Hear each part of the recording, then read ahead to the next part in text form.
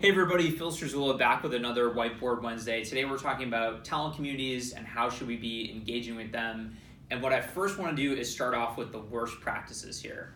So number one, you've actually got to send people something that are in your talent community. Smashfly did this really great study, the state of the Fortune 500 recruitment marketing, and what they found is that 50% of companies in the Fortune 500 that have talent communities never send them anything, which is kind of crazy, but that's what they found.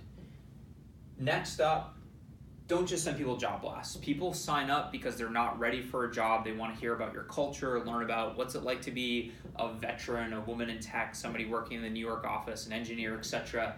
at your company. Smashfly's study also found that 5%, only 5% of the Fortune 500 are sending content to their talent communities. It's up from 1% a year ago, but it's still really pretty poor. Lastly, don't just send the same email to everybody, especially if you're a global company. Even if you're not, you have different personas. Engineers want to hear about stuff that's different from salespeople, different from people working in Europe versus APAC, etc. Okay, so those are the worst practices. Let's talk about what to do. The reason that all these worst practices happen, by the way, is because it takes time and effort to put together these email campaigns, and if it's something you got to do every month, it's going to be stressful. You're just going to push it off, and never do it. That's why we think, number one, have an automated strategy. Within our tool at NextWave, we kind of build out these email nurture campaigns for our customers. And so when somebody goes into the talent community, they're automatically put into a cadence where over the next 18 or 24 months, they're going to get segmented content for them on a monthly basis. Do something like this with your marketing team. Have a strategy that is set it and forget it so that your people don't get crickets.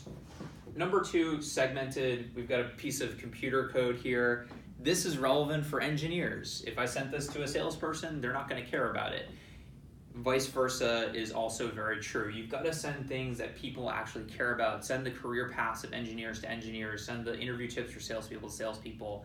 You get it. You've got to have relevant content to get those open rates, the engagement, etc. Lastly, I almost never see people going into their talent community or CRM, whatever you want to call it, talent pipeline, and actually source.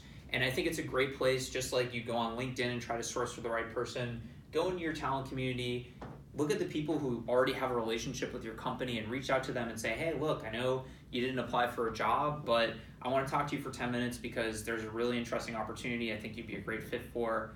Let's jump on the phone. Again, Phil Struzula with NextWave Hire. Thanks a lot for checking out our video, and let me know what you think in the comments.